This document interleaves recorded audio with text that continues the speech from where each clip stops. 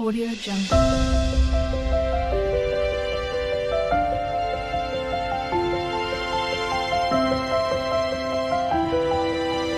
Audio Jungle. नमस्कार मंडळी, S for Shrikant Deval म्हणजे गोष्ट गावाकडची. आजच्या व्हिडिओमध्ये आपण मागील अध्याय जो पाहिला गणेश पुराण, तर त्यातील 3रा अध्यायापर्यंत आपण आलो. आता यापुढील 4था अध्यायाला आपण सुरुवात करू. आता सोमकांत राजा जो आहे त्याला अरण्यवास, आता ते सोमकांत राजा, त्याची पत्नी आणि त्याचा मंत्री असे अरण्यात जात आहेत. तर ती कथा आता पुढे आहे, आपण आता ती ऐकूया. अध्याय 4. सोमकांत राजाचा अरण्यवास. श्री गणेशाय नमः. सूत सांगतात, राज्याभिषेक सोहळा आटोपल्यावर सोमकांतने ब्राह्मणाचे यथाविधी पूजन केले व दानधर्म करून हत्ती, घोडे, गायी, जरीची वस्त्रे वगैरे देऊन आपल्या दरबारातील सरदारांचा व गुणी कलाकारांचा यथेचित सत्कार केला. त्याने आपल्या प्रधानांना कित्येक गावाची जहागिरी दिली. नंतर सोमकांत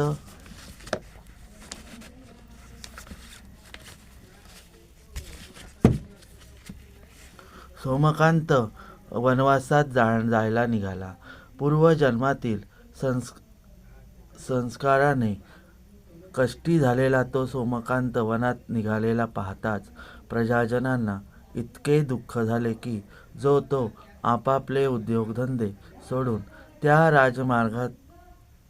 राजामागून वनात जाण्यास तयार झाला. राजपुत्र हेमकंठने डोळे भरून आले तेव्हा तोही आई बापाच्या मागून निघाला. सर्वा समवेत राजा आपल्या पत्नीसह 4 कोस चालून गेल्यावर एका सरोवराच्या काठावर उभा राहून तो सर्व प्रजाजनांना उद्देशून म्हणाला, प्रजाजनहो, आपण माझ्या अपराधाची क्षमा करावी व माझ्या हेमकंठावर पुत्रव्रत प्रेम करावे, असे मी आपणास हात जोडून विनवितो. माझे स्मरण ठेवावे आणि आपण सर्वांनी आता परत यावे. माझा हा पुत्र तुमचे न्यायमार्गाने पालन करील. त्याच्यापासून तुम्हाला कसलीच पीडा होणार नाही.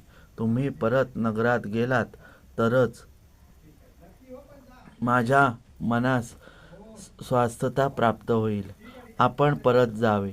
माझ्या पूर्वजन्मातील कर्माचे फळ मलाच भोगले पाहिजे. त्यावेळी उपस्थितांपैकी काही जण राजास म्हणाले, महाराज, पाणी आपली शीलता, अग्नी उष्णता व सूर्यप्रभा सोडित नाही, त्याप्रमाणे राजेही प्रजेचा त्याग करीत नाहीत. चंद्राशिवाय आकाशाला शोभा नाही, तद्वतच आपल्याशिवाय राज्य शोभणार नाही. म्हणून आम्ही सर्वजण आपल्याबरोबर येतो. अगाध सामर्थ्य असलेली खूप तीर्थे आहेत. त्यापैकी एखाद्या तीर्थस्नानानेही आपली शरीरकांती पूर्वीप्रमाणेच होईल आणि त्यानंतर आम्ही आपल्यासह नगरात आनंदाने जाऊ. हे प्रजाजनांचं भाषण ऐकून राजाला दुःखही झाले आणि प्रजेबद्दल जरासा रागही आला. तरी विनम्रता धारण करून राजाने त्या सर्व प्रजेला हातापायात पडून माघारी जाण्यास सांगितले. सोमकांतचा पुत्र हेमकंठ यावेळी पुढे होऊन म्हणाला, तात, आपल्या चरणाचा आजपर्यंत मला कधीही वियोग घडलेला नाही. आपल्याशिवाय राज्याचं काय, पण मला जीवनही तुच्छ आहे.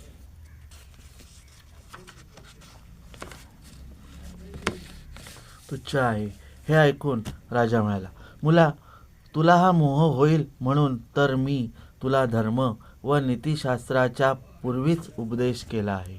आपल्या पित्याची आज्ञा पालन करण्यासाठी पूर्वी परशुरामाने आपल्या आईचा शिरच्छेद केला. रामाने राज्यावर त्याग करून वनवास स्वीकारला आणि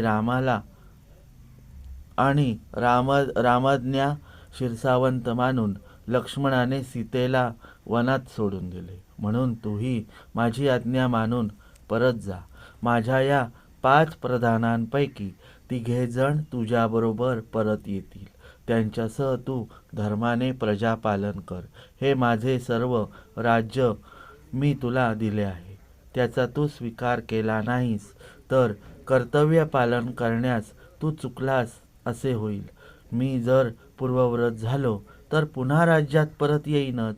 सोमकांतने असे निर्धारपूर्वक सांगताच हेमकंठ प्रधान व सर्व प्रजाजन नगरीत जाण्यासाठी परत फिरले. जातेवेळी राजाने आपल्या पुत्राला कल्याणपर आशीर्वाद दिले. हेमकंठही आपल्या सेनेसह सोमकांतला प्रदक्षिणा करून आपल्या नगरीत जाण्यासाठी सिद्ध झाला.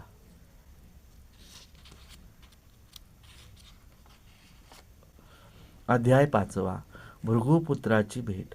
सूत सांगतात, नगरीत जाण्याच्या प्रसंगी हेमकंठने आपल्या आईचे दर्शन घेतले व तिला अभिवादन करून तो म्हणाला, आई, या निरपराधी बालकाचा त्याग करून आपण का जाता?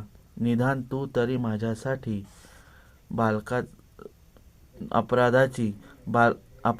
अपराधी बालकाचा त्याग करून आपण का जाता? निदान तू तरी माझ्यासाठी तातांना प्रार्थना करून मला बरोबर घे. तुझी प्रार्थना मान्य करून जर तातांनी मला बरोबर नेले तर मी आनंदाने आपली सेवा करीन. उभयतांची सेवा करताना मला जे सुख समाधान होईल ते प्रत्यक्ष राजोपभोगातही होणार नाही. मुलाची ही कळकळीची विनंती ऐकून सुधर्मा म्हणाली, हेमकंठा, तू निष्कारण आग्रह करू नकोस. महाराजांना कितीही दुःख व शोक होत असला तरी ते आपला निर्धार जराही सोडणार नाहीत. म्हणून माझी आज्ञा समजून तू परत जा. तुझा त्याग करताना मला काही सुख होत नाही, परंतु पतिसेवा हा पतिव्रता धर्म असल्यामुळेच नाईलाजाने मला तुझा त्याग करावा लागत आहे. हे आपल्या मातेचे भाषण ऐकून हेमकंठने तिला वंदन केले आणि आपल्या सहकाऱ्यांसमवेत आपल्या नगरीत तो निघून गेला. राजपुत्र पुन्हा राज्यात आल्याचे पाहून प्रजाही संतुष्ट झाली व त्याच्या आगमनप्रसंगी प्रजेने नगरीतील मार्ग चंदनी जलाने सिंचन करून व गुढ्या उभारून त्याचे भव्य स्वागत केले. नगरात प्रवेश केल्यावर हेमकंठ राजाने आपल्या सेवकांस वस्त्रालंकार देऊन त्याची पाठवणी केली व तो राज्यकारभार पाहू लागला. धर्मार्थ काम मोक्ष या 4ही पुरुषार्थाचे साध्य दृष्टीसमोर ठेवून हेमकंठने पुत्रव्रत प्रजापालन केले. वरील प्रमाणे कथाश्रवण करून ऋषींनी सुतास प्रश्न केला, महाराज, सोमकांत वनात निघून गेल्यावर पुढे काय घडले? सुतांनी उत्तर दिले, हेमकंठ आपल्या नगरीत गेल्यावर सोमकांतने पत्नी व सुबल आणि ज्ञानगम्य या 2 प्रधानांसह निर्भीड वनात प्रवेश केला. जाताना राजा मध्यभागी, 2 प्रधान पुढे आणि सुधर्मा राणी मागे, जणू रामासह सीता जावी तसा त्यांनी अरण्य प्रवेश केला. 4हेही अरण्यात परस्परांच्या संमतीने वागत एकमेकांच्या सुखदुःखाने सुखी व दुःखी होत मजल दर मजल करत वने मागे टाकीत ते एका सरोवराच्या तीरावर आले. त्या सरोवरात प्रचंड हत्ती, सागरे, मगर आणि कासव होते व आसपासच्या झाडीमध्ये देवदार, तमाल, बकुळ, पिंपळ, फणस, जाम, निंब वगैरे अनेक वृक्षांची दाटी होती. तया वृक्षराजीवर हंस, बगळे, ससाणे, कोकिळ, पोपट, कावळे वगैरे अनेक पक्षी आनंदाने निवास करीत होते. त्या परिसरातील आश्रमातून राहणारे ऋषी त्या सरोवरातील पाणी व कमळे नेत असत. अशा त्या निसर्गरम्य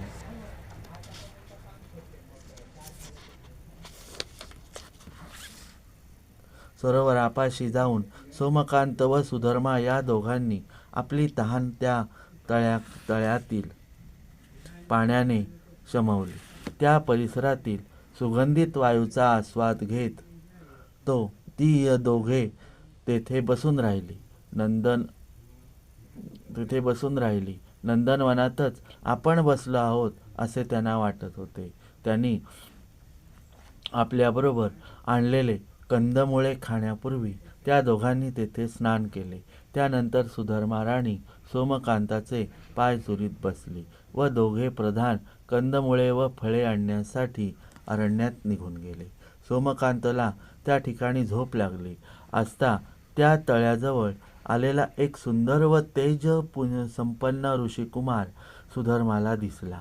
त्याला पाहताच सुधर्माला अतिशय आनंद झाला व हा महात्मा आपले कल्याण करण्यासाठीच येथे आलेला आहे असे तिला वाटल्यावरून त्या सुधर्मा राणीने त्या ऋषिपुत्राला हाक मारून, तू कोण आहेस? येथून कोठे निघालास? तुझे माता पिता कोण? वगैरे माहिती त्याला विचारली. तिचा प्रश्न ऐकून त्याने सांगितले, हे स्त्रिये, मी भृगूचा पुत्र असून माझी माता पुलोमा, माझे नाव च्यवन आहे. आश्रमात उदक नेण्यासाठी मी येथे आलो आहे. तू कोण आहेस? आपण या अरण्यात कशासाठी आलात? हा पुरुष एवढा स्वरूप सुंदर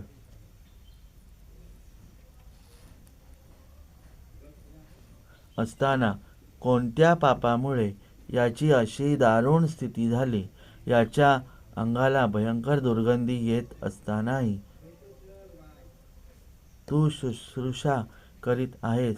त्यावरून हा तुझा पती असावा असे वाटते.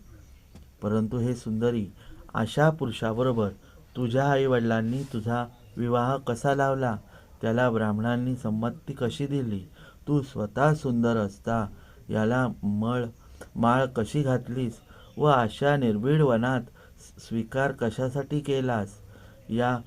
त्या कुमाराचे हे प्रश्न ऐकून सुधर्माने आशेने आपली सर्व हकीकत त्याला सांगितली. सुधर्मा म्हणाली, ज्या राजाने आजवर ऐश्वर्याचा सुखोपभोग घेतला तो राजा या वनात भूतपिशाचे व्याघ्रसिंहादी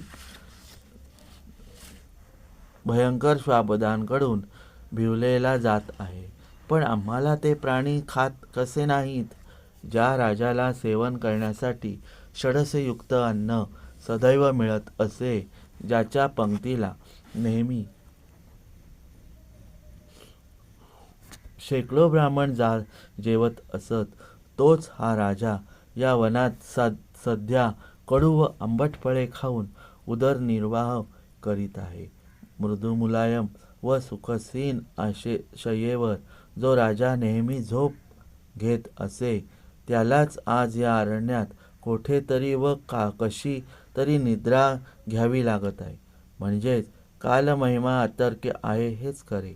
पूर्वी ज्याच्या शरीराच्या सुगंधाने सर्व दिक्षा भरून जात असत, त्याच्या अंगाच्या दुर्गंधीने आता त्याच्या जवळही कोणी उभे राहण्यास तयार नाही. ज्याच्या सभोवती पूर्वी शास्त्री पंडित शास्त्रांची चर्चा करीत असत, त्याच्याजवळ सध्या माशा भोगावत आहेत. म्हणून हे ऋषिकुमारा, या भयंकर अरिष्टातून आमचा उद्धार कसा होईल हे काही मला समजत नाही. तर मंडळी, आजचा अध्याय इथे संपला आहे.